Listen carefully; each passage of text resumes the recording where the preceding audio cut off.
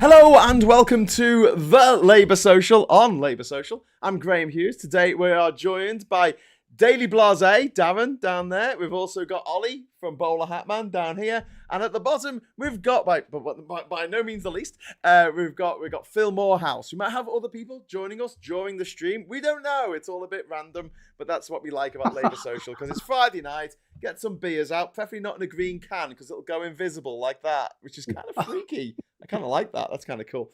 Let's kick back and let's sum up how we've felt about the week. So, Darren, what's been your big story of the week that's sort of taken up most of your bandwidth? I just watched with amazement the Simon Case Select Committee meeting, and it got absolutely rinsed. Yep. All over the place. and I poured that really badly because I was looking at my monitor rather than. I used to work in a bar. I'd be fired. I'd be fired for doing that. But that's healthier. It's healthier for you that way. We need to remove your pub put card. a flake in that.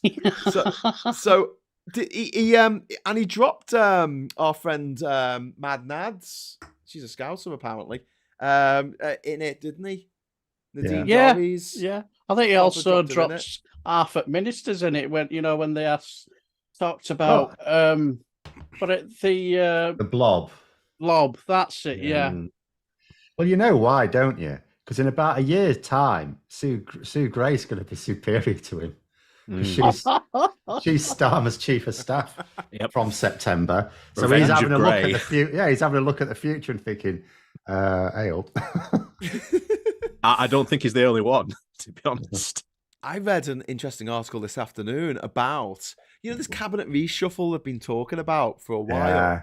Now, I didn't know this, but apparently, if you're a minister, not a backbencher, but if you're a minister, you can't get a job in the private sector for 2 years after not being It can be up to 2 years, But they have to go through a COBA seminar. Not that Boris Johnson or Nadine Dorries bothered to do that. Well, exactly.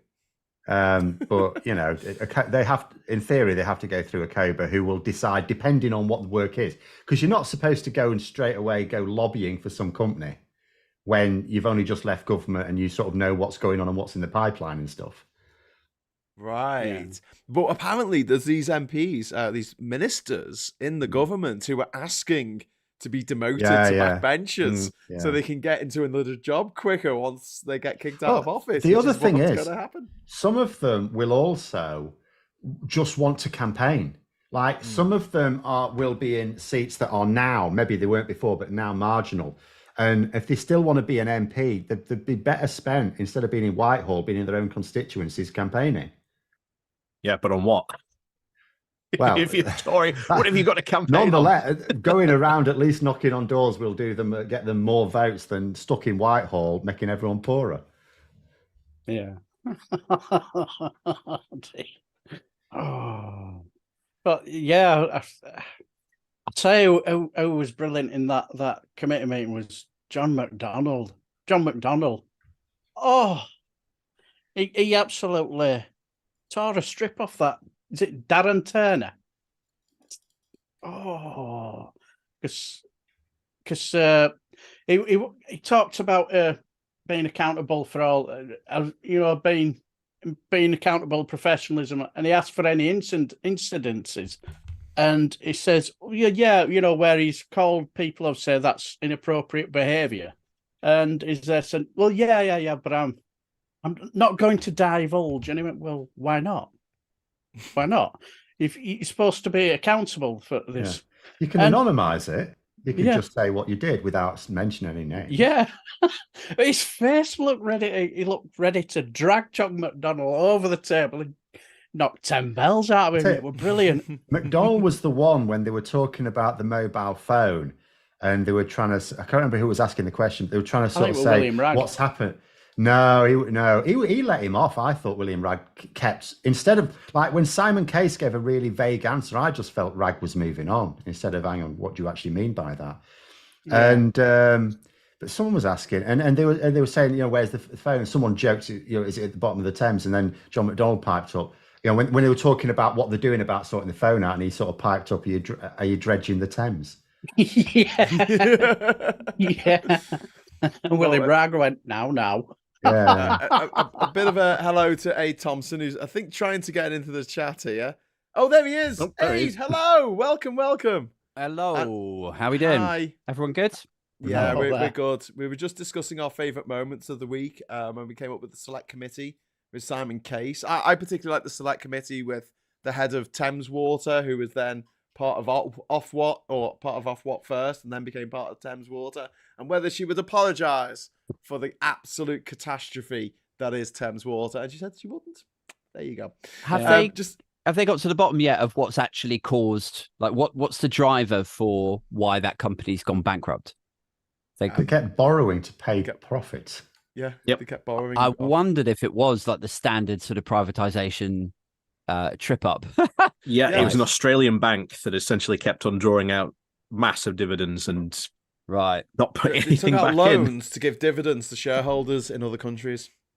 I see. Okay. Because they knew that any kind of like bankruptcy or anything like that, any losses would be socialized by our government. We would have to pay it out as taxpayers. So it's shooting fish in a barrel. I just want to give a shout out to the chat because we haven't said hello yet. We've got Master Templar there. We've got Dave W. We've got Vendetta. We've got John in the chat as well, and Wes G, and also One Angry Pagan.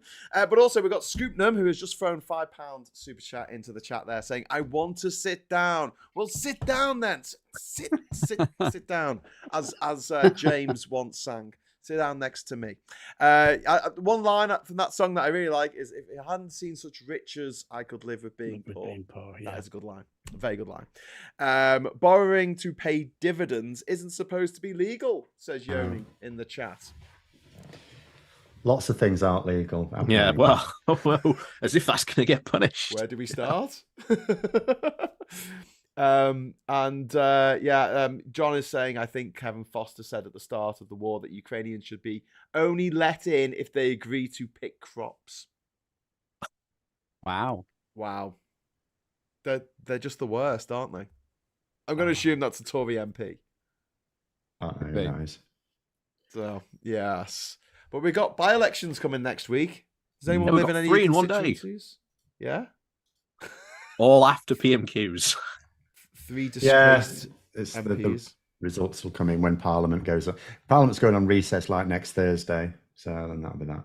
Do you think if it's raining, a single Tory voter is going to bother going out in the rain to vote with their ID? I don't know. It doesn't really not everyone will be looking at the polls, so not everyone will necessarily really know what the chances are that's in those areas. So, they'll just do what they can be bothered. Obviously, in a by-election, only about a quarter of the number can be bothered. Yeah, and by-elections have historically low turnout, so we'll see who turns out. I think as always, it'll be interesting to see what the numbers are for who turns out and who doesn't. Yeah. But Farmers Weekly this week, 65% of farmers won't vote Tory. Wow. There's hardly any farmers, though. It needs to be all the other workers in the local economy as well. But it's interesting that what was once a staunch backbone of Tory support is now long turning against them. It at least means there won't be all those signs in the fields. I mean, whenever in 2019 I went to the York Christmas market, and there were just you go through past a load of fields driving to York, and banners everywhere, vote Tory or vote for this particular candidate, just hanging off trees and all sorts. Not the Tory candidate, the placards. And that might be a bit different now in the next election. Well, like I say, it's not just farmers as well. There was a piece a while ago that the land management people that were involved in that and also turning against the Tories, because Theresa Coffey was going to go speak at their conference and then turned it down because she thought there wasn't a safe space any longer. Oh, cancel culture. Well, they've destroyed everyone. Even, you read the Financial Times now, and it's just, in the UK, I'll go to it now. The UK politics and policy, and every headline is like, What are they doing? What are they doing? What they've done now? Are the Tories stuck in a doom loop? Yes, they are. The cuts from 2010 are no longer politically viable. How to opt out of Hunt's risky plans for your pension. So, it's an absolute disaster zone. And this is like the Financial Times. The Financial Times has been anti-Tory for quite a while, though, haven't they? Well, yeah. I mean, they have to. The way they work is they have to give their readers honesty. They have to give them frank information so that they can make investment decisions. But normally they tend to think that, conservative governments are fine and they're quite happy to back conservative governments. But at the moment, it's like, what are you doing? Well, speaking of financial disasters, have you seen Liz is back? Yay! What, Liz Truss is back? I'm quite liking the way Ollie his body keeps disappearing and he keeps just being like Holly from Red Dwarf. It's just like, it's just his head. So what, Liz Truss is back? What's she doing? She's brought back a growth coalition. A growth, like a malignant growth? Yes, this is her new policy unit. Like the economical, the Institute for Economic Affairs. Oh, that's a charity, by the way. That's a charity. It's a registered charity. 55 Tufton Street. Can they give me some money? It's educational, for people who have lots of money, I think. I don't know. I don't quite know how that works. But she's back. Still continuing to defend her mini budget, saying that it would have worked out. It was just a long-term thing. It wouldn't, in the short term, it would have been bad, but long term would have worked out. I would have got away with it too if it hadn't been for you pesky low growth coalition. They're all coming out the woodwork now. Priti Patel started piping up in the last week. They're all getting ready for after, because they don't know when the election will be. So they're all getting ready now. They're all manoeuvring because you can't wait until, and it's not necessarily that these people want to have a shot at the leadership, but they want to get their group in pole position. Because as soon as the election's lost, there's no time because Rishi Sunak will have buggered off to California before they know what's going on. And all of a sudden there's a leadership contest and, you don't win it from a standing start. I mean, if you look at the three people that had a realistic crack at it when Johnson stepped down, Mordaunt, Truss and Sunak, they were also the three people that had been running like a covert, or not so covert in most cases, leadership campaign for 6 months before. Rishi Sunak had a website, registered for months. Ready for Rishi, yeah. And Liz Truss was taking them all out to, MPs out to expensive dinners, to wine and dine them. Penny Mordaunt was, going around and everything. So, so they're all angling at the moment. They're all manoeuvring right now because there's no time for a debate once Sunak's, said, that's it, I'm off now. So that's interesting. So do you think Liz Truss may, I know a second ago we were talking about Priti Patel, but do you think there's an outside chance that Liz Truss might make a go for the leadership again? No, I think she will. I think she will. I think she's determined. I think from what I've been seeing and things she's said, when she did her whole Margaret Thatcher speech to the Liberty Alliance over in America, she seemed to be really adamant that she'd been wronged and that she was still right. This is the thing, man. Like, I was saying this on a TikTok this morning. Like, it's okay to make a mistake. Like, nobody pretends that they know the answers to everything. So to get to that level of government where you're the British Prime Minister and then you think, because I don't know, 10, 20 people have told you that this is a great idea if you just slash taxes across the board and refuse to release the OBR assessment on the back of your back of a fag packet workings for it, and then you crash the economy, but you can make a mistake. Like, it's a monumental fuck up and it's something that's making borrowing for UK PLC horrendously expensive, but it's still a mistake. But you have to hold your hands up and say, I made a mistake. If you stand up there behind a fucking podium and act like that wasn't a mistake and that we're all just too stupid to understand your genius, it's like, where's the fucking shame? Like, whatever happened to being worried? But this is the free market fundamentalism. This is what they've been preaching for years. It's this crazy right-wing libertarian, we don't want any form of government regulation whatsoever. The market should be free to do whatever they want. The government needs to get out of the way. And that's what she's slipped into. That's what all these crazy conservatives are into. That was the whole point, really, for leaving the EU. It was get rid of regulations. And of course, she's released a report as well, along with a recent launch of this group. Two very interesting. I again haven't been able to find anything to back this up. That apparently, as UK citizens, we are apparently £10,000 worse off compared to Americans. Right. Okay. I don't know if that is true or not. I haven't been able to find anything to back that up. And according to her plans, if her growth plans that she had put forward had worked out, the UK would be able to achieve continuous 3% growth year on year up until 2040. Yeah. I reckon this is basically a Donald Trump Sharpie job again. Yeah.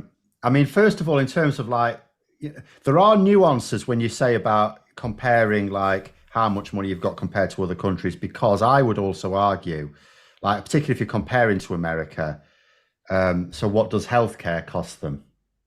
So you have to think about things like that. Your transport costs, your costs. It doesn't matter whether a service is, run by public funding and then free at point of use, like most healthcare in this country, or whether you're paying private fees like, transport costs or water costs or energy costs or anything like that. It's all still the costs of you living. So it doesn't matter what your take-home pay is. What matters is your disposable income. Yeah, after that doesn't matter to these people. The essential cost of living. It doesn't matter to these people as far as they're concerned. Any way we can show that we are somehow worse off America, because that's the direction we've got to go. We've got to go with less regulation. We've got to get the government out of regulating the market. That's what we've got to do. We've got a Terry. We've got a Terry has entered the chat. I've got to change how the window's set up a bit here, because otherwise I'm too big and you guys are too small. So I will do that as Terry sorts out his sound and stuff. So do you see things getting better before they get worse, or is it just going to be? Is this it now for the foreseeable? It's just going to be wandering from one disaster to things the are going to get so much worse. Things are getting like right now we're sort of in the middle of a fiscal tornado. Like there's a lot of people who don't think they're going to get touched by the mortgage crisis, but they're absolutely going to get touched by the mortgage crisis. There's still a housing crisis underneath that. There's the NHS collapsing. People who are reliant on public services, and again, people who don't think they're reliant on public services, but they will develop health problems or whatever in the next year or two. They're going to suddenly get hit in the face with some of the problems that everyone's been ringing these fucking alarm bells about for the last 2, 5, 10 years. The other thing as well is like Jeremy Hunt is, he's he's comfortable, he says, with a recession. And it's like, well, you don't just like flick a switch for a recession. What a recession is some businesses scaling back, other businesses going out of business. But what it always is people losing their jobs. Yeah. And so you've got a household, you've got, say, 2 working people, and one of them, say, loses their job, and then the mortgage, the doubling of their mortgage kicks in. So you've got all this happening as well.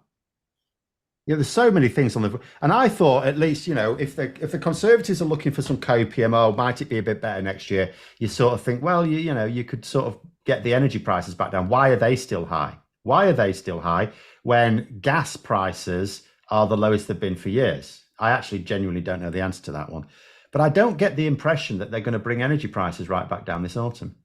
No. So I don't know what there is. Like the costs are still going up, even if they brought inflation back down to something like 2%, which is not going to happen. That's still prices going up. They're still giving people below inflation pay increases, even in the private sector.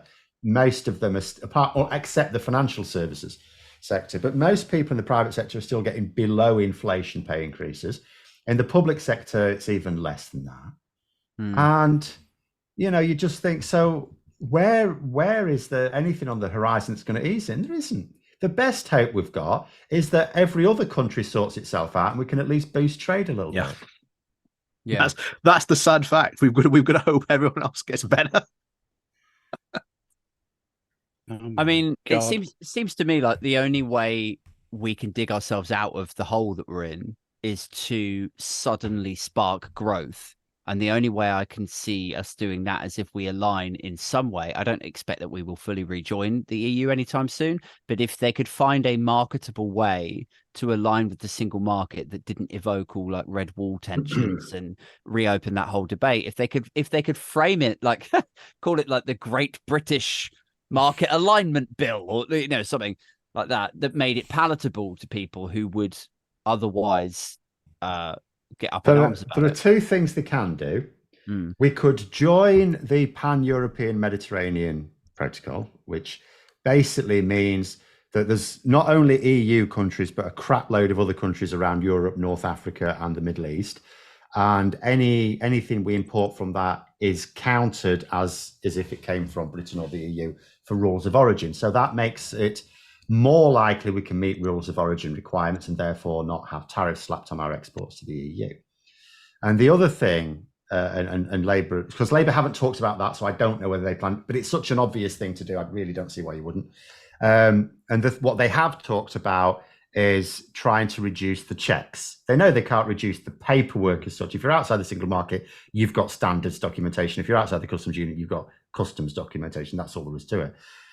But if you can present a lower risk to the EU, then there doesn't need to be as many physical checks. So alignment reduces the risk as long as we've got a robust inspection framework for things coming into our country as well, which at the moment is a bit dodgy. Yeah, which we don't. Think what highest form of smuggling since pre-Napoleonic wars? I think tens of levels. But you can just drive anything in at the moment. It's great. Yeah. I mean, the people are complaining about people are getting all upset about the people coming across on boats. But the reality is, there's a lot more people coming across on the unchecked lorries that are just literally coming straight into the country. And when they do bring in the checks, you're going to be able to go, well, okay, we need you to drive to this location to get checked.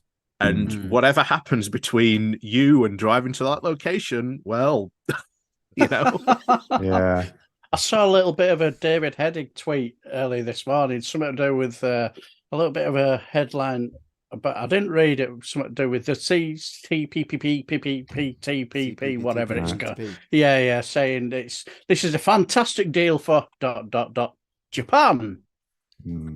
Yeah. Oh, that shocker. But when we got it fills all Japan's economic strategic goals for the region to basically try and corral China. That's fantastic for them, but it's terrible for anyone else, really. I just want to say a shout out to Johnny Copperhead, who put a £5 super chat in saying, surely even the most half-witted gonk of a Tory, great turn of phrase there, wouldn't want Trussock again. And also we got Scoopnum in the chat as well, just with £2 there, saying, oi, N-words like the effing steam. I don't really understand that at all. But some of the chat is like talking about Liz Truss. Someone mentioned that she was a bit like the Friday the 13th franchise. She just wrote, there's always another. There's always a sequel. Well, who they'll go for obviously depends on which Tories lose their seats. So, it's like we can't look at the balance of power in the parliamentary party at the moment because half of them are gone. So it's a case of which half are left or which third are left. Yeah, worst case scenario, the extinction level event that has been talked about on some of their WhatsApp chats, apparently, 20 seats. Which, if that happened, oh wow! No, I mean, they'd have to be quite spectacularly awful. Yeah, that would be. But in fact, if some of them are panicking about that, if Isaac Levido says that's it, I'm done, I'm out of here. At that point, you might worry about it because there's no way. There's no way he wants that on his CV at all. Yeah, exactly. But he was the one who was like a little while ago saying you've got a really narrow path to victory. I don't think he'll be saying that anymore if he's going to be honest. I mean, he'll obviously have to say it, but he won't be thinking it. Yeah, there's a reason why his nickname's the Wizard of Oz.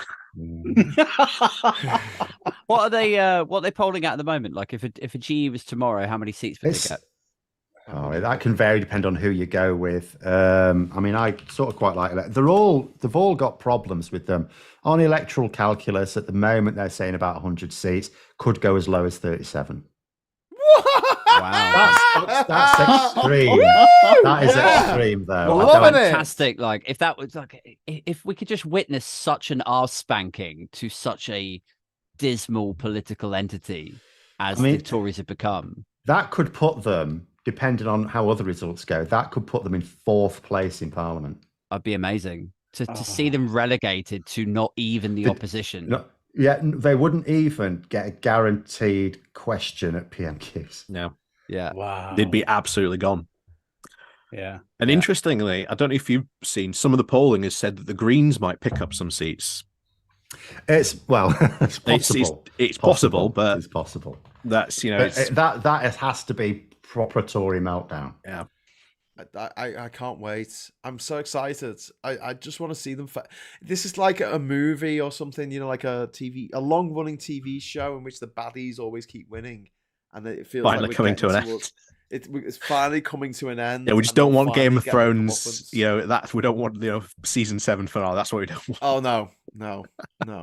But we would like to see the Tories get their comeuppance, because what they've done to this country is just, it's criminal. It's as simple as that. It's criminal. Well, this is, I have to wonder if there will be some reckoning. I have to wonder if there will be inquiries, or whether they will start looking into a lot of these allegations that have been going on for the past couple of years around this. I mean, the COVID inquiry is obviously not pulling any punches, and that's where they're going to be fairly weak. And although it may or may not, because there's some people arguing it should absolutely consider our preparations in the context of austerity, because Michael Gove again was trying to say, oh, actually preparing for a no-deal Brexit got us match fit. No, it didn't, mate. It made us worse. But austerity really needs to be investigated, and if it's not, then, you know, I mean, Labour could always order another public inquiry into that. Yep. There's a lot of stuff austerity, I think, that they need to do, but I think they've got an absolute mountain to climb, to be honest. Oh, yeah. Yeah. I've got to say, Phil, you said something really interesting a couple of days ago, you know, when... Has been. Yeah, absolutely. God, it's mental for me. And I'm looking at all my inspirations here, and I'm sat there thinking, I shouldn't really be here, but never mind. But I will watch when you said about it's going to be really interesting to see how Keir Starmer handles the situation if he gets this massive balloon full of MPs. It's very interesting with that. Well, it is, because they won't know how to be MP. Like, some of them may take some interest, but a lot of them won't know. So we'll all of a sudden have doubled or even trebled the number of MPs. And, like, you know, I just keep saying, imagine a workplace where instead of getting 1 or 2 guys and someone shows them the ropes, you've suddenly doubled your workforce with people who might know their stuff, but they don't know how to do the job in your company. And that could be a problem if they split on stuff as well. Yeah. You know, you could get some that, well, I was reading a thing in The Guardian about Starmer today, and talking about back in, was it 1920 something, I think, when Labour won.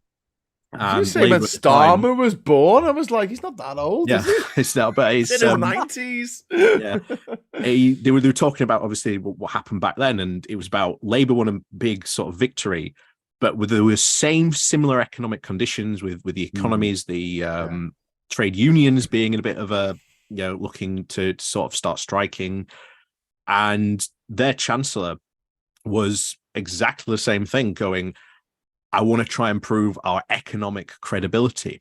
I want to try and, you know, maybe do some austerity. And they very, very quickly lost, went into a snap general election, I think, in 1931. And I think the Tories came in, won back a ton of their seats, and Labour came back with like 57. Potentially not going to happen this time around, but that was down to the fact that the Labour Party split into an anti and pro austerity faction, and that is a danger. That is a genuine danger. That, as you've seen with this Tory party, just I mean, how many different groups are there? Just in this. I mean, the only thing on that sense is obvious, and Starmer's had some stick for this, but there's been an awful lot of careful selection of candidates in a lot of cases. Mm-hmm. You know, there are still, you know, ones who wouldn't be like traditional, or there won't be like necessarily fully loyal supporters, but it should be. But it's just the fact that it will be an absolute nightmare to whip. At the same time, he can afford rebellions, but they'll still look bad. Yeah. And it depends what I think rebellions can come down to. I mean, we might get an anti-austerity faction. We might have a faction that pops up and says, right, no austerity. But austerity doesn't work anyway. It doesn't mean you will have to suddenly bring back the pay of junior doctors back to 2008 levels in one go.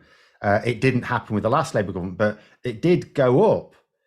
You know, it went up all the time. You know, even Wes Street, I've noticed. Gillian Keegan is playing a blinder this week.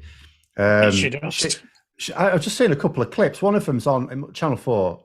Gillian Keegan saying strikes don't work, and Krishna Gurumurthy says to her, they do work because you increased your offer. And she said, oh, yeah. No. But there was another one where Wes Streeting's trying to explain the position because Gillian Keegan's saying, no, it's totally unreasonable to ask for 35%. And Wes Streeting said, no, it's quite reasonable because they want their pay back up. Their pay has been suppressed for over a decade.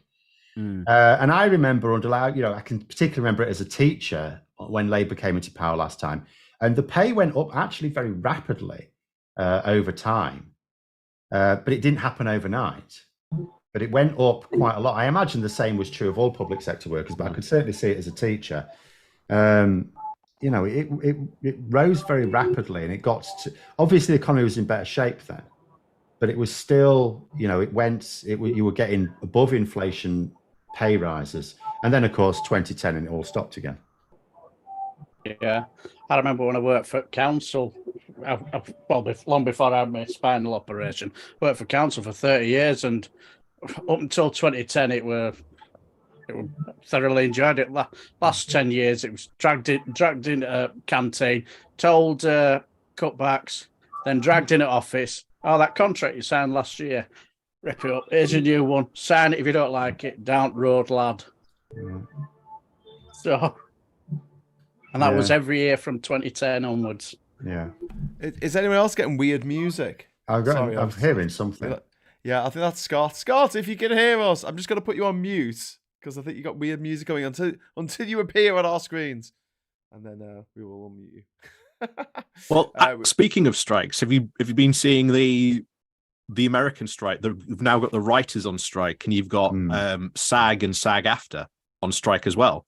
Yeah, is that the one where they're trying to secure the like job security versus like machine learning and like AI writing? Yeah, it's the first battleground we are really having about new future technology around AI. And did you hear about the offer that the studios had put to SAG-AFTRA about AI? No. It's shocking. So they put, to bear in mind, SAG-AFTRA is like the extras sort of unions that do like bit parts and things like that.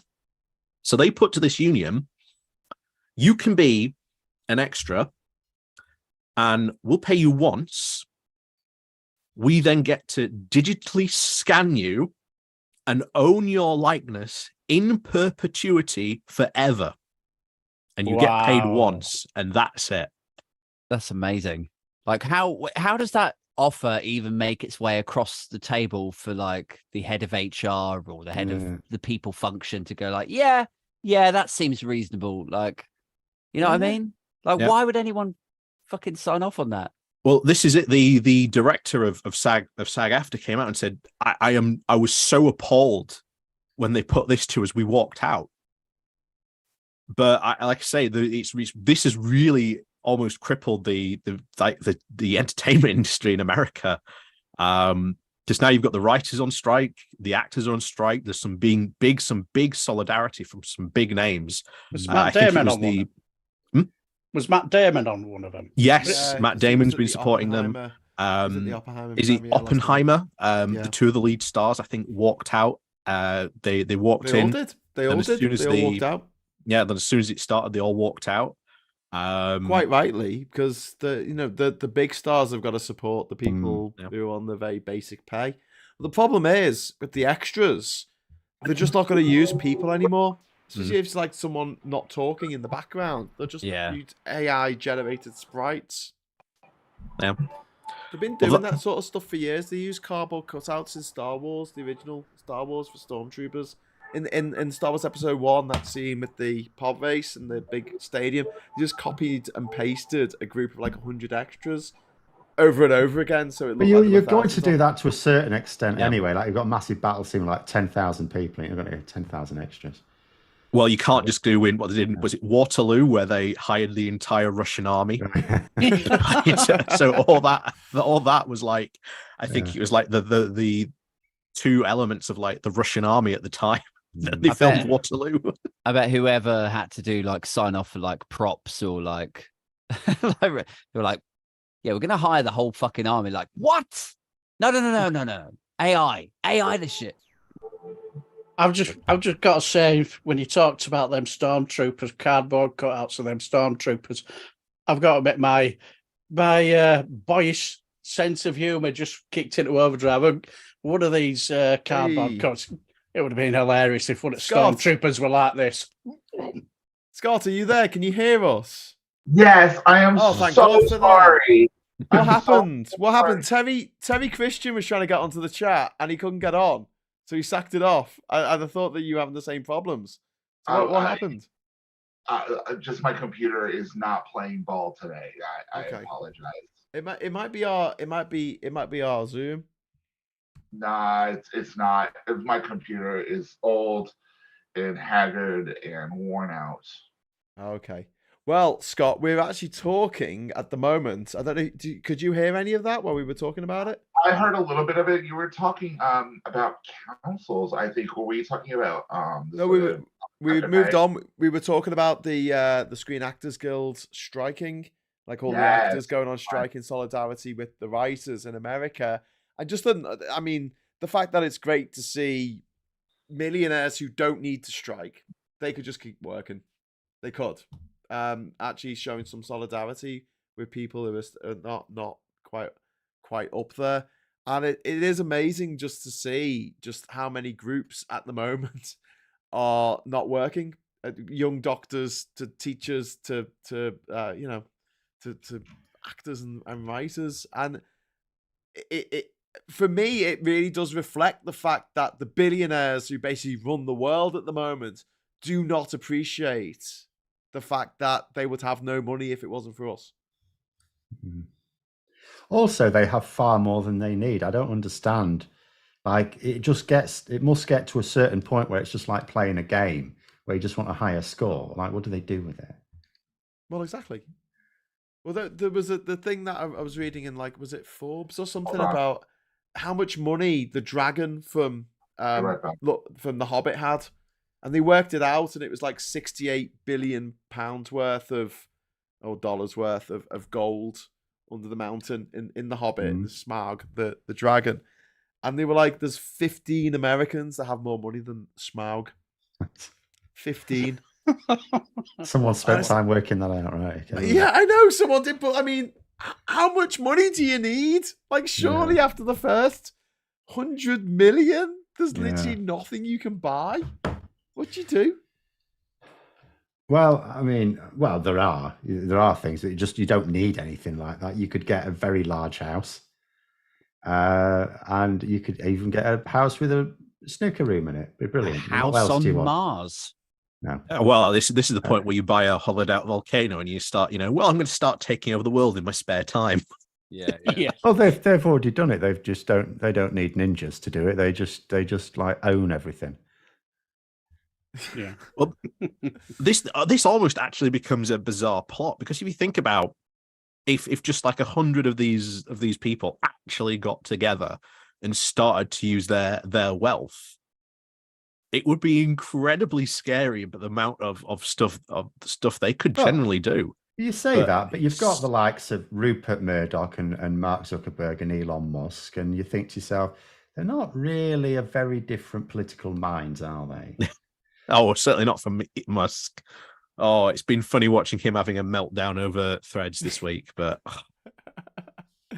how are you finding Threads? You're on Threads, aren't you? Yeah. Yes, you can find me on Threads. Yeah, like I say, I obviously like marketing is sort of what I do my spare time. So I was up when Threads launched with several phones setting up other people's Threads accounts at the same time. But yeah, it's basic Twitter at the moment. I think there's a lot of functionality that it still needs. There's no desktop version of it at the moment, and there's a lot of that's really annoying, because I used to be able to just copy and paste the same. If I wanted to put something on my Twitter and I wanted to put something on is that because it's to do with Instagram? Because I remember, so I did get an Instagram a few years ago to do so, and there is something I could get where I could post from my computer. But generally speaking, if I can't do it on my computer, I can't do it because I just use my computer. Yeah, it's not. They haven't done it yet. They were, according to what they've said, they wanted to just focus on the launch and get the launch done and make sure that it was functioning and that it all worked, that it could handle the volume. So they seem to have done that, but they've got like 10 other points that they now want to sort of focus on.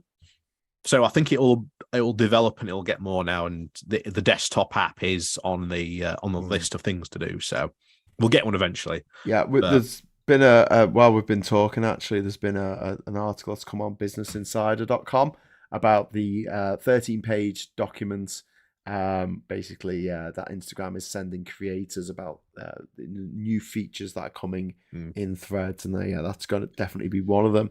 But I just want something where I feel like if someone posts something completely obnoxious, I can say, hey, this is obnoxious, and it will be taken down. And that's not been the case with Twitter for the last 6 months. Well, but mostly because of Elon Musk. Well, yeah, absolutely because of Elon Musk. That someone from the GB News who had their Twitter account suspended today. I've noticed they're appealing to Musk directly. Oh, this is a great bloke. He seems to have had his account suspended. Could you sort it out, please? Sort it out, Elon, please, mate. Yeah. Speaking of Twitter, there's been some interesting rumors going around today on Twitter concerning two GB News presenters. Dan Wootton, Talk TV, and Talk TV as well. TV, yeah. Because they're obviously he's back. He's supposed to be on tonight, but Mark Dolan's doing it or something, and he's going to be back on Monday. Interesting. Juicy. Sorry, Dan Wootton's going to be back on Monday. Yeah, that's what it said. According to I saw another message. I don't know if it was later or earlier or something, but it did say that he would be off for the foreseeable future. Oh, well, let me try and find it again then. I heard that were GBB's parody account. I'm sure that's what I've heard. Right. The plot thickens. A lot of weird. Wait, hold on. Yeah, no, this is actually GB News saying Dan Wootton tonight returns this Monday. Okay. All right. Unless there's a parody that's got over 500,000 followers that looks really very like it. Well, you never know. There was I caught a glimpse of a thread posted by somebody who was claiming to be his ex. A lot of strange allegations. I saw that. In there. Yes. So it'll be interesting to see what sort of fanfare he's greeted back with, if indeed any of that stuff is true. You won't put it past him, would you? Well, yeah. I put a tweet out saying no, not Dan Wootton. He's always seemed so nice. Yeah, exactly. It's always the ones you least suspect, isn't it? But this was all about him having blackmail on his hard drive and stuff, wasn't it? Without going into too much detail, because obviously we don't want to get sued. But yeah, it was again. It's like all this stuff has come out in the last couple of weeks. George Osborne, the email that went out, and obviously the stuff about Hugh Edwards, and now this stuff. It's kind of weird that we're in this limbo there. We kind of all know what we're talking about, but we can't be too super injunctions and stuff like that. I'm more worried about getting sued, obviously, because if someone who's got a bit of money doesn't like what you've said about them and what you've said about them isn't true, that's always a bit of a worry. I must admit, it must have been rather interesting watching our live streams. Everybody said, do not mention anything about this thing with BBC. and everybody having kittens when everybody mentioning names. They were quite humorous. Yeah. I want someone to say something untrue about me. I'm like beckoning, like prodding the bear. I'm like, I'm remortgaging next month. Fucking go on, say something. It's a pain in the arse suing someone, though. I've just done it. It's a pain in the arse. Yeah. But then, are you able to divulge how much you made out of it? Nothing. Who did you sue? Tell us. So basically, That is someone a pain in the scammed arse. me. It was like one of these people I commissioned to do painting a load of my models, and it was a large commission as well. They'd already done one for me; it was fine.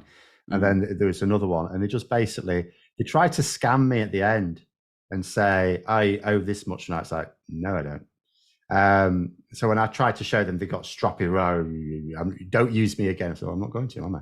And then they didn't actually send. They sent me a load of stuff. First of all, a load of it was broken. It weren't, finished or anything like that. So it took me over a year to get like the writ of possession or something like that. But he probably just owns like a cola bottle or something. So at the moment, it's just with like bailiffs. I probably won't get very much, if anything, out of it. And even if he paid me what he owes me, I'll still be thousands out of pocket from the legal fees. Yeah, so it's a right pain in the ass. Much better, to actually convince people just to pay up immediately with one solicitor's letter. But if that doesn't happen, it's a ball ache. Yeah. Okay. Tim Davis in the chat is saying Labour need to bring back legal aid for like normal people, not just for Boris Johnson. Oh yeah, at the very least. Guys, I mean that is a big thing, that the whole legal aid thing, but then the entire justice system.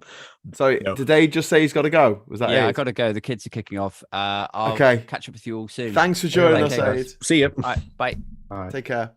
If you want to see more of Aid, he appears on Aid Thompson and Other Disappointments every Friday night at 7 o'clock, which is well worth checking out. I've been one of his disappointments in the past.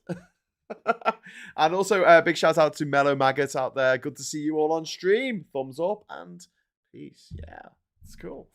But yeah, legal aid is, I mean, just all kinds of social aid in general has just disappeared under this Tory government. Yeah, I mean, one of the best sources for information on this is The Secret Barrister. Yeah. Yes. Yeah, it's brilliant. Very good. Very good source of information for all stuff on this. Very good. But there's so much stuff that Labour are going to have to repair once they get back into office. The Tories have done so much damage, and I think Phil said this is just it's a lot easier to destroy stuff than it is to actually build stuff. It really is. I don't want to sound like the Stereophonics, but you only need one match to burn down 1,000 trees. Yeah. But yeah, Tommy Lee Cadden in the chat saying, I used to work at an employment tribunal. Lack of access to legal aid is putting people off putting people off pursuing their case. In most cases, you'd have to be in a union that would fight, that would sort that out for you. Yeah. Yeah. So join a union if you can. Yes, join a union. This is why teaching is like really like almost every teacher is in a union, because we do it for the fear of just having an accusation made against us. That'll ultimately, I think that's the thing. I look at some unions and the way they organize themselves, and they focus very much on the action for improved pay and conditions, which is part of the union's job. I don't think there's enough emphasis on the sort of legal protection that you can get from them, which is maybe why they push all the time, join a union, which is probably why they sort of consider ironically, Tory governments to be a better opportunity to expand the membership. Yeah. But in teaching, it's completely different. It's not, it's more about that legal protection that you may need. Yeah. But all the safety nets have been taken away.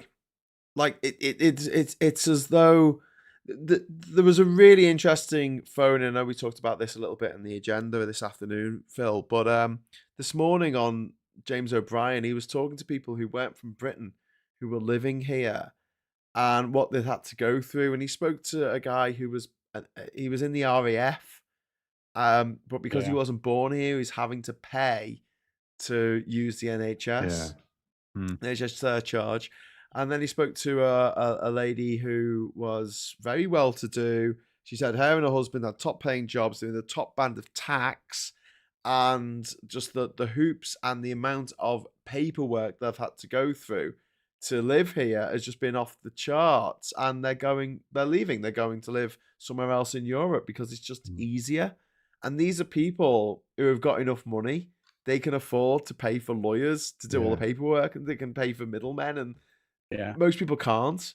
And she said, anyone else, I just, my heart goes out to them. I just can't imagine like what it would be like to try and get through this.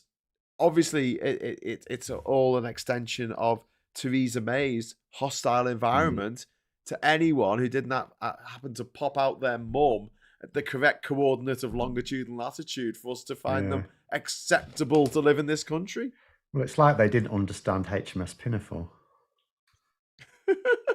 you have to explain that one to me, Phil. So the main song about it is ridiculing the idea of people, being superior because the British, as if they made a choice about it. Oh, I shall choose to be British as opposed to being Prussian, for example. It's the one that sparked Queen Victoria, or inspired Queen Victoria to say, "We are not amused," because she took the piss out of sort of royal patronage to a certain extent as well. Really? Is that why? That what she was talking about when she said "We are not amused"? It was HMS Pinafore. Oh, I always thought it was like Oscar Wilde making like a little joke about bum sex. I must have misread the whole Victorian situation. It was Gilbert and Sullivan, and they had to make up for it later on with Pirates and Penzance. They put a little throwaway line in there in the Major General song, and that infernal nonsense Pinafore. Oh. And then a big song about Queen Victoria at the end to get back in. And how great she is. Lovely, lovely Queen Victoria. Just to jump into the chat, we've got Where's G saying unions pick and choose their battles. They will not give you a look if they thought your case would harm their position.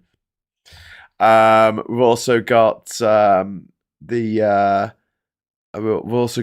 Pete's Music. The Tory destructive behaviour is their scorched earth policy, and that's a really good way of putting it. Scorched earth policy. So it really does feel like that right now, and it's our island that they're doing this to. Yeah. But as far as they're concerned, it's Labour they're doing it to, so they can come back more quickly. In fact, that's part of going to be the thing that Starmer's going to have to make sure that if they ever do get back in, that they can't do this type of damage again. Well, I think that's something that should be looked at. But how do you do that? PR is the way to do it. They'll never get 50% of the vote. They'll never, with even their Reform UK mates, get 50% of the vote. That is the way you deal with it. I think they'd always be locked at something like 25 to 30, I think. Something like that. Because it'll go down. Because there's people who vote Conservative or Labour just to stop the other. So they will naturally gravitate towards the parties they actually approve of. There'll still be some tactical voting, but so the way you stop it is PR. There is no other way. Absolutely no other way. Yeah, we're all in a broad support of PR. Well, I don't know about Darren. Darren, what's your feelings on PR? Well, my thought is, I've heard this sort of stuff where people say, "Oh, well, if you get PR, you'll get some of the couple of them right wing nut jobs, like from either whatever you call it, Brexit party or whatever." Yeah, that's one. Reform UK. But the thing is, if they wanted to get something done, wouldn't they have to give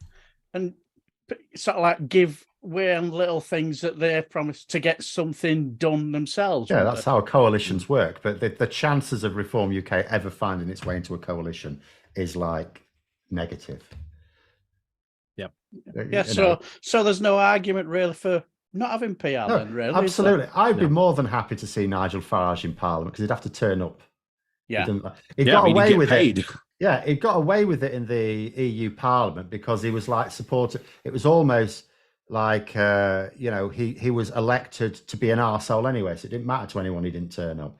But in Westminster, that would be different. Yeah. But Phil, I don't want to see his face.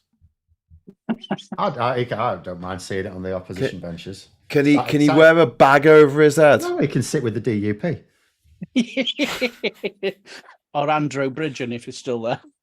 He'll not be anywhere near there. No, he won't be. Reclaim Party are not even getting their deposit back. Reclaim and refuck, and then there's the UKIP is still going, unbelievable. Yeah, but they haven't got any elected politicians anywhere in the country after the locals now. That's it. I know, but they've got a candidate. They've got a candidate in Uxbridge. There's 17 people running from Uxbridge. Shout out to Scoopnam for the super chat there, saying like the video. So not only did we get a super chat, we also got a really good bit of advice for the people watching this that you should like the video, and that helps the algorithms somehow. I don't quite know how, but yeah, 17 candidates, and because it's alphabetical, the Tory candidate is the last on the list. I've been face on there as well.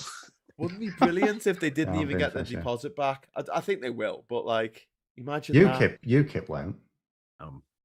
UKIP won't get their deposit back. Are they still UKIP going? are standing. UKIP are standing. Lawrence Fox is standing in Uxbridge, and also Penis Corbyn is standing in Uxbridge as well. And I had the pleasure of meeting Penis Corbyn last year, and what was it, earlier this year? Can't remember. Anyway, and I got to call him. I'll see you next Tuesday to his face. It was great. Did he fart near you? Sorry? Did he fart near you? I don't know. I wouldn't have heard. We were on the street, but yeah, I remember hate we were him. on that bus. So it's like we've on that bus with all them people. So we're talking about and it's like farting in your pants or something or whatever. Oh, because he was talking about masks not working. Yeah, and that's why people, when they do, surgeons are doing surgery, they don't wear masks because there's just no point, really, is there? Yeah, he's an idiot, isn't he? He doesn't believe in climate change because obviously that's all bollocks, and he knows more than every, esteemed scientist on the planet. And he doesn't believe in vaccines either. It's almost as though he's some kind of like, I don't know, posh, out of touch idiot who has just an ego the size of a planet. Oh, there was someone on American news today that actually got a vaccine scientist on, and they were talking about the whole it was like, it's really like conspiratorial news channel, but they were trying to convince this actual vaccine scientist who's a proper scientist that the whole COVID came from the lab in Wuhan. That's where it came from. And his response to the scientist, after basically destroying him, said, well, look, there's the scientific community, and then there's the people who know common sense.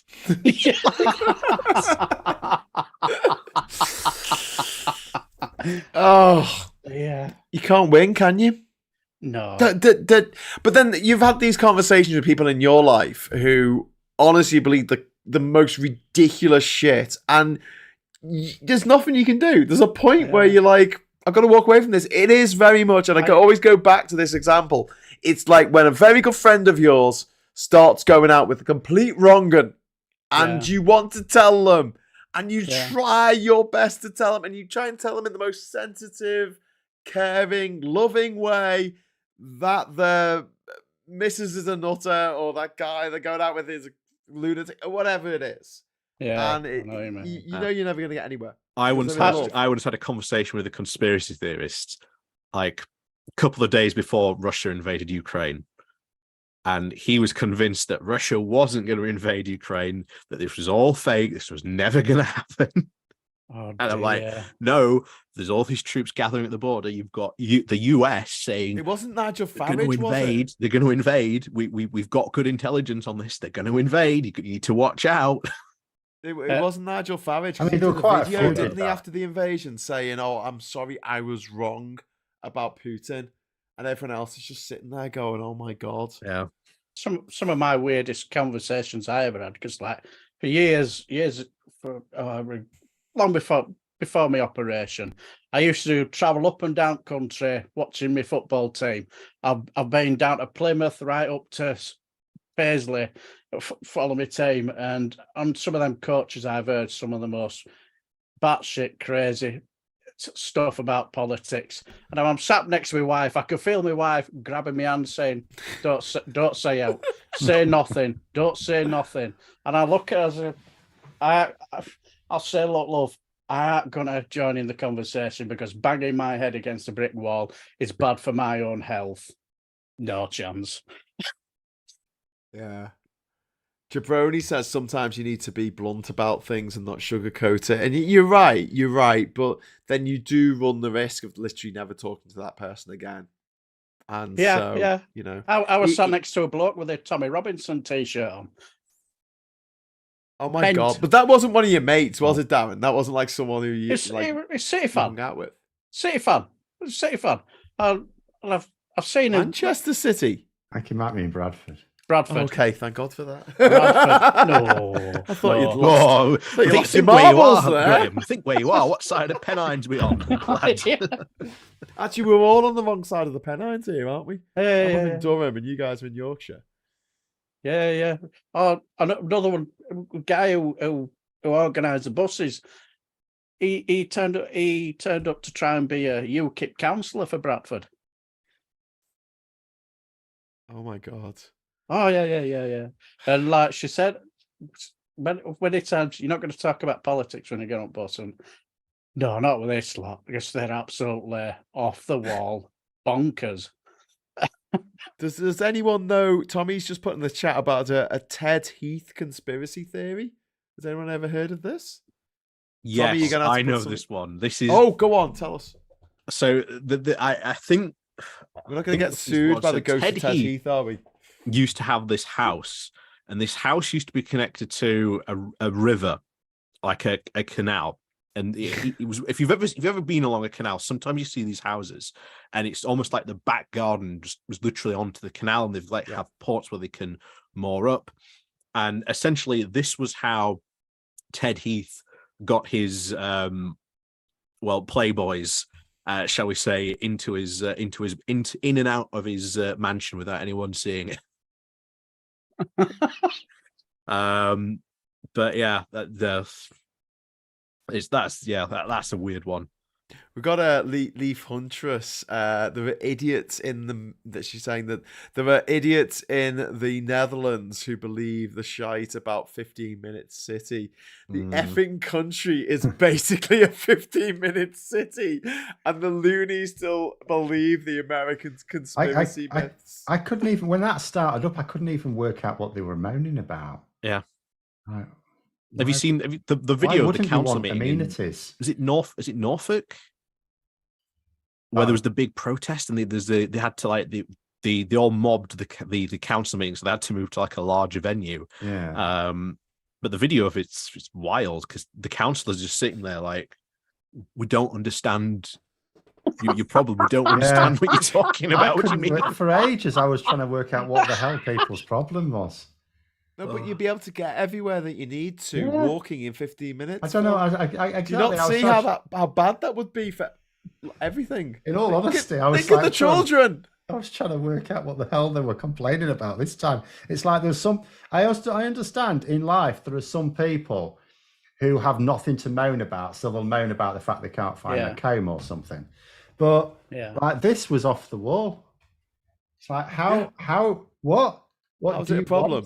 Do you want a train drive to go to the pharmacist? Yeah. What's wrong with you? I mean, I remember when I did the video about this, I was like, what were you complaining about? This is like the first time in a long time that like UK councils and city councils have actually thought about city planning, and all of a sudden you've got a problem with them thinking about better than that, Ollie. Human-centric city planning instead of car-centric city planning. And it's like these people in the streets, the blackout. Come on, somebody think of the cars. Literally, that they want to take your cars. And they were talking about having different zones set up in a city. And they thought that they would patrol it so you wouldn't be able to go to other parts of your own city. No, that's a free port. 15 minutes away. That's a free port they're thinking of. That like a where you're going to be copying for customs controls every time you try and leave your own city. Yeah. Yeah, make sure you're not trying to smuggle anything out in and out of your free port. Yeah, they were going to be locked in their neighborhoods, except through the port. Able to leave. It is just mad, isn't it? Anyway, we've got Scarlett Jones saying, I'm going to bed. Got to get up early for work tomorrow. And also saying the billionaires and bankers are coming for your mum's houses, which is true, actually. We're seeing a Yeah, won't huge. someone please think of the poor landlords when Yeah, the when I landlords. think it was Politics Joe went to the landlord convention. They were like, "We've got it so hard. I own over 100 properties, but I've got it so hard." It's like, own over 100 properties. I really don't have much sympathy. I know Phil and I spoke about this. I don't really have much sympathy for landlords. I don't. I think it's like being a DJ or a travel agent. It's like a joke job. It's not a real job. Like what you earn money? How do you earn it? Well, I have people live in a house. They pay my mortgage, second, third mortgage, and if something goes wrong, I ring up a plumber. So how often do things go wrong? Maybe once a year. So you have to make a phone call once a year to call a plumber to fix a problem. Yeah, but I have to pay for it. That's not a job. I'm sorry, it's just not a job. People have offended by saying that. You might think being a YouTuber is not a job. You'd probably be right. I know a couple of people who live up in Edinburgh, and the big problem in Edinburgh is not renting; it's Airbnb.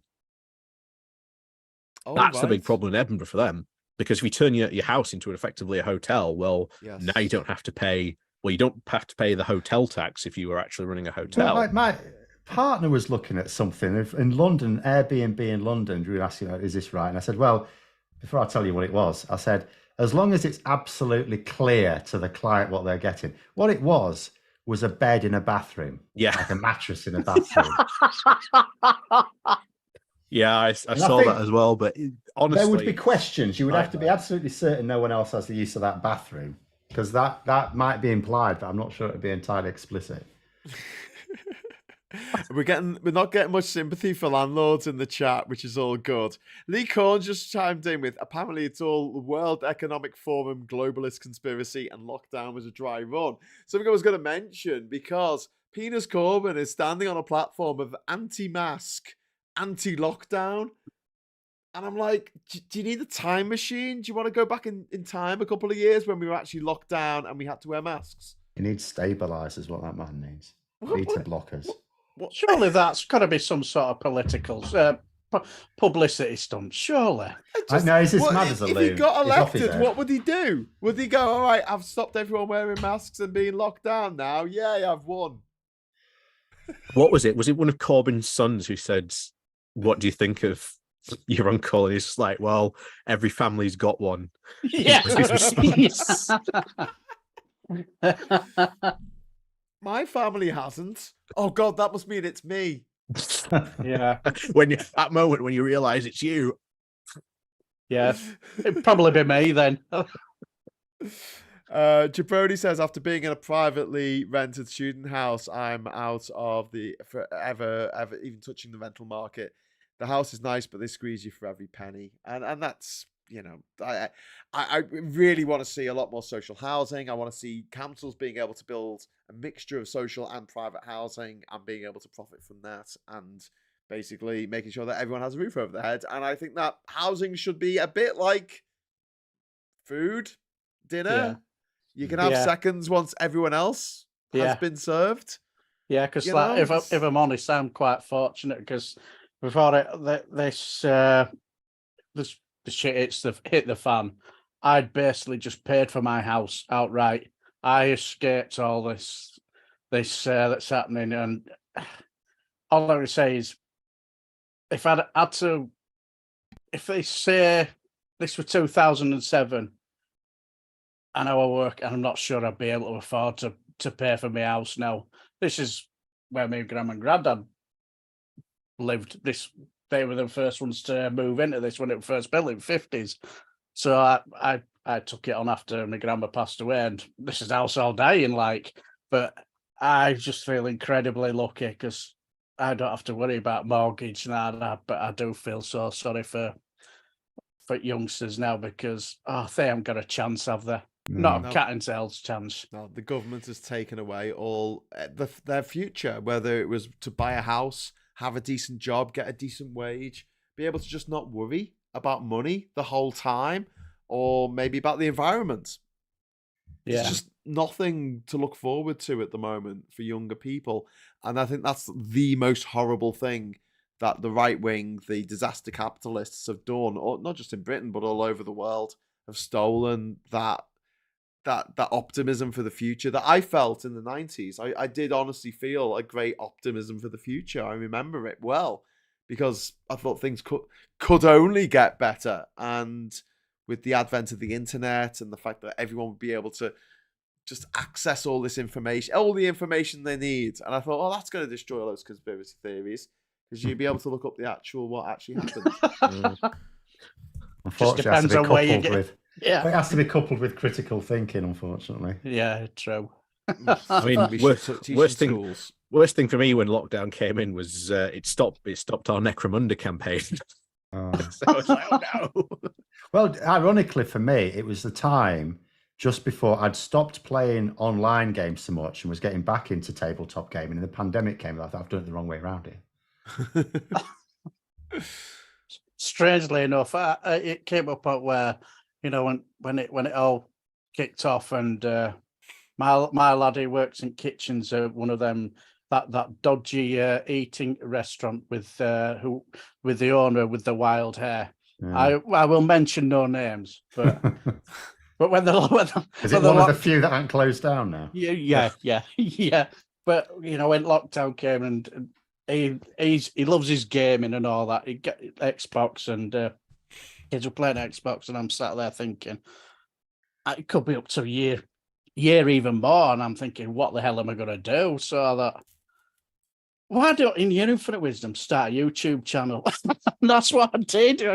I just needed to keep my mind occupied, because if I didn't, I'd have just gone start raving crazy. I couldn't stand 2 years of watching them play Minecraft or whatever it was, because for me it was mind-numbing, but they got great joy out of it. But yeah, I can imagine. Well, I started doing live shows each day, literally the same reason. I was going, you know, we had lockdown, and I think it was about 6 months into lockdown, and I was just like, I was making videos and stuff, but they were all pre-records, and just being able to have the chat side of the screen and just being able to have that conversation with people out there, and being able to vent about the government and what they were doing. I mean, you know, that summer in 2020, we had the not just the terrible response to COVID in general, Matt Hancock and Boris Johnson, but we also had Dominic Cummings taking his trip up here to Durham, bringing the plague with him. So long ago, feels so long ago. To test his eyesight in Barnard Castle, and it was just like it was absolutely maddening, and it was better for my mental health to go online and vent about this stuff and say this is ridiculous, and then have people in the chat going, yeah, it is ridiculous, and that it's kind of affirming that, you know, you're not going mad. And we had this conversation ages ago, before COVID, when we were fighting against Brexit, and someone said, you know, we're doing these marches, and the government's ignoring us, and the opposition at the time were ignoring us as well. And I was like, well, but it proves we're sane, because at least we can get hundreds of thousands of other people on the streets to agree with us, whereas the other side couldn't get 37 people to march. They couldn't even fill up Farage's bus. From Sunderland. Yeah. Farage's bus. This miserable walk down from Sunderland. And was it led by donkeys? Had like a screen that was telling them the facts about Brexit as they walked. They had to give up after a couple of days because they felt so sorry for these poor bastards walking. Well, Farage had abandoned him by then. He thought it was going to be like Caesar leading his army into London. It was like two dozen gammons. Is it true what I heard that they on the way down, did they actually stop off in some pub called the Golden Unicorn or something? I don't know. I don't remember. I'm sure I heard somewhere. It may well be true. I don't remember. Hang on. Google will know. Yeah, I'm sure I heard it's somewhere. It's healthy to talk, isn't it, Darren? It's healthy to just get it all out and say, look, this is the problems that we're facing at the moment. Rather than this is why I do a Saturday morning walk every morning. It's just fun. You do a Saturday morning walk every morning. How does that work? Is every day like Saturday a Saturday? Walk, but every Wasn't Saturday. That a Dandy Warhol song? That was a holiday. Yeah, because like when I started mine, it was just a case of I thought, I'll learn a bit of editing and how to do this. I thought nobody would be that interested in listening to me. Then fate farted in my direction. I get a load of these subscribers. I'm thinking, all right, then I've got this sense of responsibility. I better keep going then. So just in a comment there, we're picking up Tommy Lee Cadden saying, how many recent leaks do we think have something to do with Cummings? I would suggest none, because his ego's so massive. If he'd have done anything, we'd know about it. He'd be very quiet at the moment. Yeah. Should we go and see him? He only lives up the road to me, because I think he still lives with his mum and dad. He looks like the type. So he honestly just round the corner. His mum and dad probably use the same Lidl as I do. Oh, wow. I could probably go and say hello. Yeah. I don't want to. I know where he lives. Every time we drive past it on the A167, we just shout a slur out of the window as we go past. It's quite fun. We've got the kids doing it. We wind down the window, shout it.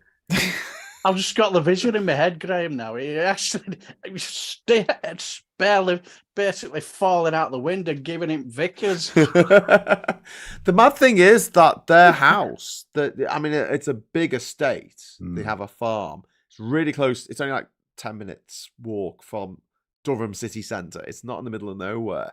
But they're on a dual carriageway, a countryside dual carriageway. So it's 70 miles an hour. Literally, they have the driveway on a 70-mile-an-hour road. And apparently he took his wife and his child on his wife's birthday out to test his eyesight, pulling out of a driveway onto a 70-mile-an-hour road. And it's sorry, it was lockdown. No one was driving during lockdown. Yeah. But isn't that mad? Like it's perpendicular. It's not like you have a run in like on a motorway, where you feed into the lane. No. It's literally you've got to turn left and go onto the road. And apparently he did that while he needed his eyesight testing. Yeah, well, I'm just wondering when 70-mile-an-hour road. I'm just wondering when he parked up. He said to his beloved, "Well, I think my eyesight's all right." What do you think, love? Well, we're gonna get this in the WhatsApp messages. Well, something. Look, why not? I mean, I can't imagine Cummings find his phone. Said they've got his phone. He's handing it over this weekend. It's done now.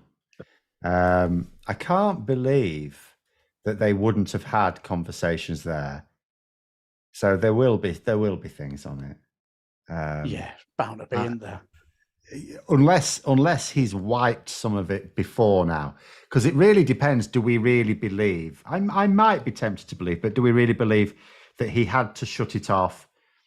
It's a very suspiciously, like halfway through 2021 or whatever it was, because of a security breach. It's possible, but it's also possible it was a good excuse while he wiped a load of stuff. Yeah. So we'll have to wait and see what's left. Can you actually do that with WhatsApp? It's not something I really use that often, but I've no idea either, because I've never had to sort of cover my own tracks like this. You can recover it. They can go to the company of WhatsApp I and just say, "Can we have those messages?" I fell off a boat with my phone in my pocket into quite shallow water, actually, but it managed to wet the phone, and I lost all of my WhatsApp messages because I could only access them from that phone. At the time, I didn't have WhatsApp web or anything like that.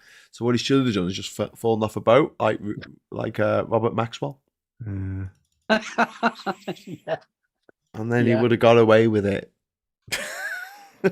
if it wasn't for you pesky kids, etc. We shall see what happens now over the next few months. Some stuff was going to come out, surely. Jabroni saying, "I love how James O'Brien literally predicted that he'll dither and delay by forgetting the password, and half an hour later it transpires." It's like everyone was saying at the time if you were following, if you were listening to the show on LBC, and people were listening, writing stuff on Twitter, and they were like, "Stop giving him ideas! Stop giving Boris Johnson ideas!" Oh yeah, I can say I forgot my passcode. Well, that one didn't last very long, because I say the Cabinet Office had a look and they went, "Oh, look, we've got it." Yep. Oh, have you? Okay. So that's his last excuse gone. I'll tell you what I find weird is I'm not seeing a lot of reports on it. It was in the Financial Times and I've not seen an awful lot of other reporting on it, which is weird. But maybe we will next week. On what? On the phone. On the phone. You know, he's supposed to be handing it over now because that's it now. He's got no more excuses. And he hasn't got it anyway. It's his lawyers who've got it. I suppose it'd be a while probably before we found it, because I think we're still at like the pre sort of COVID module at the moment. So yeah, oh yeah. As far as I'm concerned, it can take several months, not a problem. The longer it takes, the fresher it'll be in people's minds when we have a general election. Oh, if it comes out at exactly the same time as like a general election's going on, I imagine that it'll will be quite be beautiful. interesting. I imagine the inquiry will probably have to stop during Purdah, or at least in terms of public stuff. But never mind, enough will have come out by then. Oh yeah. I think there's going to be plenty of stuff, to be honest. But it's like I must admit, I went up to hospital with my wife because she went for a checkup, and I noticed on Twitter that they were going a bit mental because his dad were on GMB, the GMTV or whatever they call it, you know, defending his son. You just think, how mad has our media got to have a wife beater like him defending him, you know? But the only thing I've seen of Stanley Johnson today is him trying to suggest if Boris Johnson was still in power, he'd have probably come to the conclusion that we need to be a bit more serious with Brexit and start rebuilding bridges with the EU. Yeah. So I was just thinking, well, what's the difference between him being in power and not being in power when it comes to working stuff like that out? Yeah. Well, yeah. Well, that was the other thing. Daily Mail thing today, won't he? What's he writing about today? Have you heard about the Nadine Dorris wants to get on Liz Truss's honours list? Someone just pointed out that was predicted on James O'Brien's show as well. Yeah, that was what Simon Case was talking about. So she'd already done that. So when she couldn't be a dame, it was like she first of all asked Rishi Sunak if he would put her on his list. He said, "Fuck off," and then she'd also asked. I say asked. The way Simon Case describes it was not quite asking. You know, to go on Liz Truss's, but this happened some time ago. We only found out about it this week because Simon Case mentioned it. He said that the note was so like aggressive, or I can't remember what word he used, that he had to inform the chief whip and the speaker of the House of Commons. Yeah. You know, please, like someone please leak that. Someone please leak that note. I want to see it. I want to see it. The last I heard is she's taking legal advice. So quite for what, I don't know. Unless she's suggesting that Simon Case has lied. Yeah, because it would someone brought up in the inquiry. It was one of the MPs, didn't they? Said, "Oh, have you thought about the something Act?" Yeah. Yes. Yeah. So this is to do with giving honours, which can include, of course, peerages, in return for financial inducements and other such like favours. Which would put Boris Johnson in the frame. Simon Case, that's where one of the ones where I thought William Ragg should have probed him a bit more because he gave a very non-committal answer. And if I wanted to see William Ragg there going, can you be a bit clear about that, please? Because he basically said, I did take advice and we're now taking further advice. Well, can you explain what that means then? Mm-hmm. Yeah. Yeah. Because that sounds like you're just making shit up on the fly to me. Yeah. Jabroni is pointing out that it's unfathomable that Liz Truss, let alone Boris Johnson, can have an honours list. Yeah. Oh, Liz Truss, absolutely ridiculous. There'll be more people on her list than she had days in office. That is just... but the system wasn't set up for this lot. The system wasn't set up for the Tories. Oh. Well, no, this was Angela Rayner's speech earlier this week. She says... this good chaps thing. She actually described it as we need to end this era of the bad chaps. Yeah. Paul was asking there, Phil, what about the lingering woman? So, okay, William Ragg put in one good line. He described Nadine Dorris as the lingering MP. Yeah. Yes. Because she has now been resigning for longer than Liz Truss was in power. And she's going to be for a while longer. At least, so she may, if she's resigning at all, I was been thinking now she may time it for the Tory Party conference. Book comes out 3 days later, Tory Party conference. Bosh, I'm resigning. At the point at which she thinks Rishi Sunak wants maximum concentration, I'm resigning now. Organise this. And the book's called The Plot. something which Nadine Dorris lost quite some time ago. Oh, Hey, I'm just wondering if Ba-dum-ba-dum-bum-bum. has she done a show tonight? Oh, probably. Yeah, probably will have done. I haven't watched any of it, but I've heard some people do some clips, and my God, she's batshit absolutely off the wall, mad as a box of frogs, isn't she? Oh, Yes. yeah. Phil, were That you was the having other a thing that look? popped out. Were you having a Huh? look for Boris Johnson's? Yeah, he's going on thing in- about Ukraine. Oh, Ukraine in the should mail. join NATO. So he's bouncing around on his other populist thing now. Oh, Ukraine should join NATO immediately. Is that what he says? Ukraine should Yeah. join immediately. Yeah. Well, that won't I've not trigger read a it. war. I've not Why is read it the article. liability? I've only read the headline. It's just saying whatever make him popular. That's all he ever does, isn't it? He's saying all the things. It's like doing all the things he didn't do as prime minister. Yeah. But now that he's not prime minister, yeah, we should totally do it now. Oh, it wasn't the right time when I was actually in power, but now it is. Oh, Jeremy Goff, thank you very much. £5 super chat. Good to hear from you, Jeremy. I worry about the number of foreign-borns procreating. We haven't got the room, Boris. Talking about Boris Johnson being a foreign-born and having like 27 children. Well, I still find it hilarious. Like, first of all, he announces the birth of his latest spawn a week late so that he can cover up for something. And then when everyone, because my classics isn't amazing, and everyone points. So there's a couple of things about the name of this kid. It's Odysseus. But first of all, its initials are FAO Johnson, as if Carrie's saying, just so you're aware of it, for attention of Johnson. The Odysseus, apparently a well-known liar who left his wife for a string of affairs.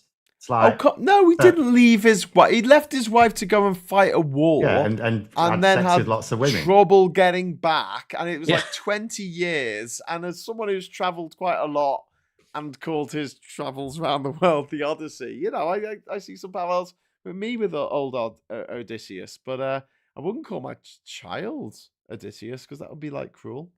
It's as if it's trolling, isn't it?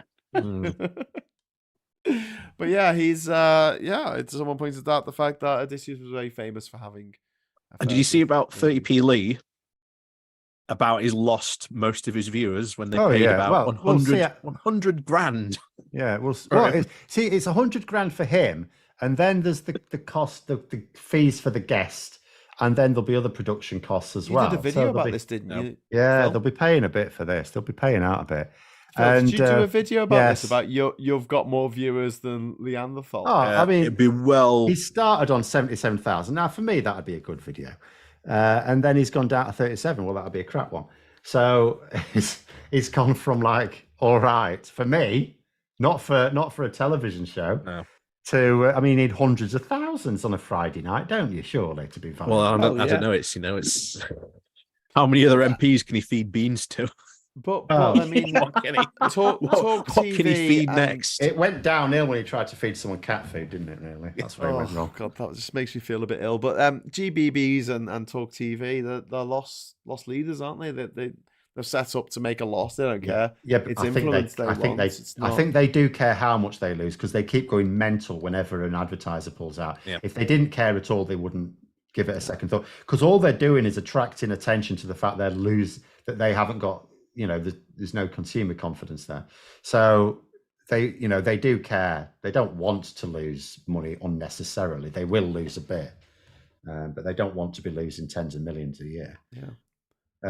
Jazz in the chat is saying Odysseus calls himself the world's greatest liar. I don't know if that's is because it was all in ancient Greek, wasn't it? So he wouldn't necessarily call himself that. And he was a trickster. I mean, he was a clever man. He came up with clever, novel solutions to problems. Like the Trojan horse was Odysseus' idea. And when was it that clever, or were the Trojans just a bit thick? A bit both, I think. But my favourite story was with the Cyclops, where they put out his eye, and he had told the Cyclops earlier that his name was Nobody. So in his cave, the Cyclops is screaming because he's being attacked and having his eye plucked out. And all the other Cyclopses come near and say, "Are you all right in there, mate?" And he goes, "I'm being attacked." And they say, "Who's attacking you?" He says, "No one. No one's attacking me." And they go, "All right," then they walk off. That's quite cunning. There's a theme here It's like, is he cunning or is his adversary thick? Because if all the other Cyclops know that no one or nobody, like, should that Cyclops really have believed it? Well, look, it's just lucky. That's all. The author just wanted him to get through these. He was trapped on the island of Calypso. Was it Calypso? And she kept on having sex with him, and he couldn't escape. And then he was turned into a kept pig, pining over his wife, and eventually, and she was like, "But I'm young and sexy and a goddess, and your wife will be old now." And he says, "Yeah, but I still love her." And then he left. So I think Odysseus is a better moral person in general than Boris Johnson. Then again, Jabba the Hutt from Star Wars is probably a better moral person than Boris Johnson. So that's not saying very much. Yeah, he gave Han Solo another chance. Yeah, he did. He did. Only when he was inserted in the special edition, which you won't get into. Anyway, guys, it's 10:30, so I think it's probably time to call it a night because it's way past my bedtime. Oh, well then. Yes, it's been a pleasure, gents. Yes. Thank you very much for joining us, and thanks to all the super chats and the chat in the chat, and thanks to all the YouTube members for your Labour Social and also the patrons who keep this channel alive. We'll be back on Monday with some more morning brew at half 9. Sorry, I just read one of the comments Lee Collins just put in the chat and made me laugh. Anyway, yes, so we'll be back then, and until then, I'll say thanks to everyone for watching, and until next time, hello, good evening, welcome, and goodbye.